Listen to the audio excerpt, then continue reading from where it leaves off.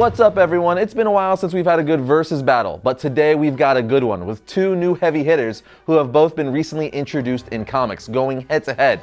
I'm talking about Barbados versus Knull, Bat God versus the Symbiote God. Yeah, this is going to be a good one. But first, today's episode is sponsored by Vikings War of Clans. Vikings was inspired by some of the most popular strategy and RPG games from the 90s, like Warcraft, Age of Empires, and Diablo. I'm talking about games that we loved and played with the kind of obsessed dedication that only a true 90s kid could understand. But what really makes the world of Vikings so addictive is that more than 20 million online players are constantly changing the way the game evolves, by endlessly fighting over resources, forging new alliances, and competing in live events. So get on it, download Vikings for free and support Variant by using our link in the description below, and get a special bonus of 200 gold coins and a protective shield on us. And when you do, don't forget to look us up and join our Vikings clan under the nickname Variant Nation. Just click the link below, download Vikings, and we'll see you on the battlefield. Now, if I remember correctly, we've got a battle of the gods to get to, so let's kick this pig. Alright people, you know the rules. We're going to start with a brief rundown and origin of each character, then take a look at the powers and abilities that each of these beasts will bring to the fight before we decide on the winner. I will also say again, these are very new characters who don't have a ton of history to draw on, so their origins and power sets are shorter than most of the other characters we've had in the Versus arena. But they are both so awesome, it won't make a difference.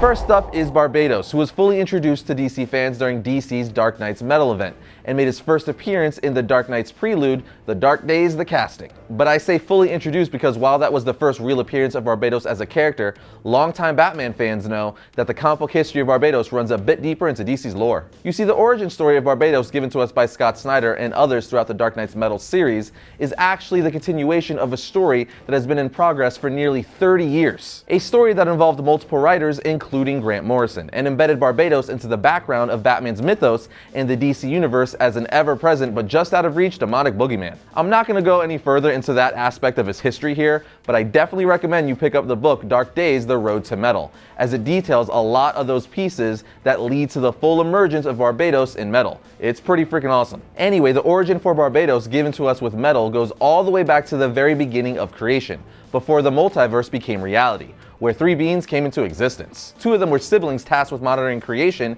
and the third was known as the Forger. What made the Forger different from the other two was that it was set to watch over the various creations and worlds that would exist in the future. To accomplish this task, the Forger made its home in the Forge of Worlds, a hidden place inside the Sea of Possibility. The most stable universes then became part of the main multiverse, while the Forger would dispatch its dragon to destroy the unstable worlds so their energy could return to the Forge and be reused. Well, that dragon was Barbatos, and eventually his insane desire for destruction led him to kill the Forger and take control of the Forge of Worlds, corrupting it into what would become the Dark Multiverse. But his thirst for power and devastation wasn't satisfied, and he wanted to control the main multiverse as well. So Barbatos used the Court of Owls to target Batman and turn him into a human gateway that would allow him to cross from the Dark Multiverse into the main multiverse via Prime Earth. Now that's a simple overview, but needless to say, when a character's origin includes the beginning of all existence, the creation of multiverses, and dark matter, you're dealing with an insanely powerful being. And that same rule of thumb applies to the challenger in this matchup, Knull.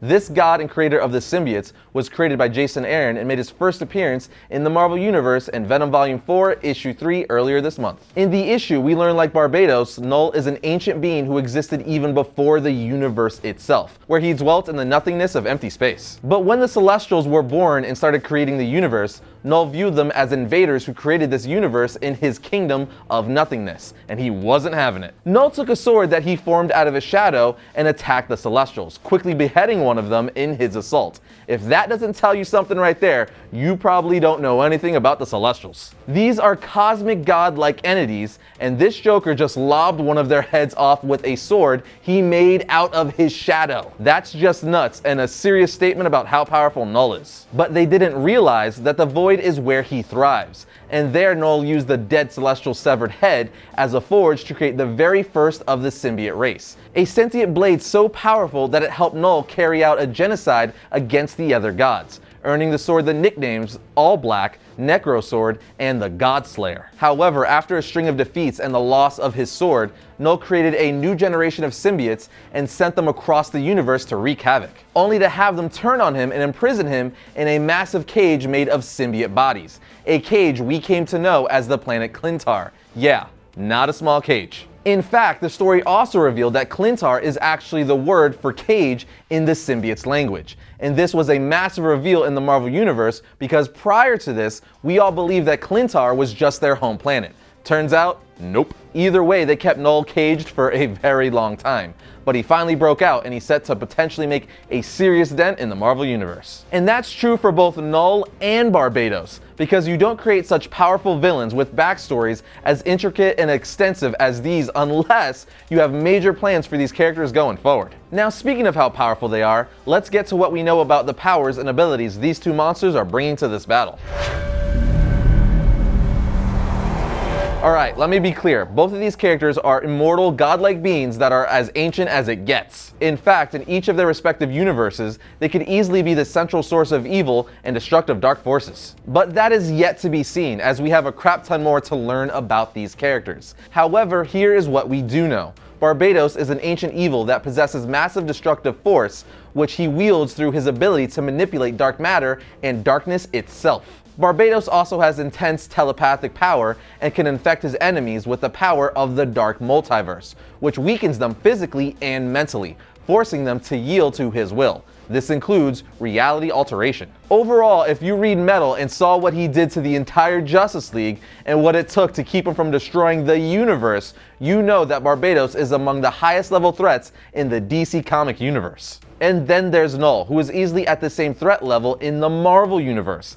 He is shown to be a vicious warrior who massacred whole armies of gods single-handedly, as in by himself, people. How is that possible, you ask? Well, Knull is a primordial god of darkness who possesses powers that far exceed even most other deities. In fact, as the creator of the Necro Sword, he likely possesses the same powers he embedded in it. This is evidenced by the fact that Knull can create, control, and manipulate the primordial void that existed before the universe, something he calls the living abyss. And as I mentioned before, Knull used that power to manifest the first symbiote from his shadow in order to kill a celestial. Again, a feat that tells you a lot about his power level all by itself. But Knull can infect, as he calls them, lesser beings with the living abyss, creating an army of symbiotes to do his bidding. He can also shapeshift, has godlike durability, healing, and appears to be completely self-sustained, meaning he seemingly does not need food, water, or sleep to survive. So good luck, Barbados. Which leads us to who would win this fight.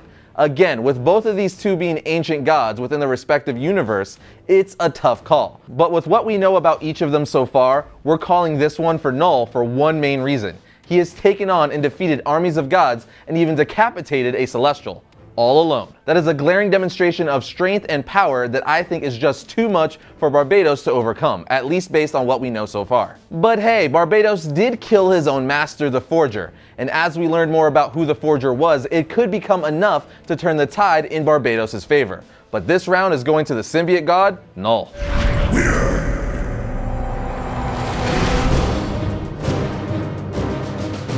First up for Wednesday, August 21st, we have Justice League Dark Issue 2. Plagued by a rash of otherworldly resurrections, the new Justice League Dark team begins scouring the shadowy corners of the DCU looking for leads. Now we have Damage Annual 1. Damage's earliest origins are revealed with an issue that delves into what made soldier Ethan Avery volunteer to become the monstrous living weapon of mass destruction. Here we have Punisher Issue 1. Punisher no longer has the War Machine armor, but he retained his newly acquired taste for big game, and he's hungry for more. Next we have The Flash Issue 53. It's a slippery slope for the Scarlet Speedster when he must team up with the frosty Commander Cold to stop a powered-up trickster from trashing Central City. And finally we have Venom Issue 5. An ancient Clintar has awakened on Earth, and with it something has stirred in Eddie Brock's symbiote. And while Venom would never do anything to hurt Eddie or an innocent person, the ancient symbiote doesn't have a problem with it. But that's going to bring another episode of Variant to a close, but remember to check out Vikings War of Clans. The link for that is in the description below, and if you click that link, you can have a fun game as well as support us. But as always, remember to check out VariantComics.com. You can also follow us on all the links down below, but I'll see you guys next time when I talk about all things comics.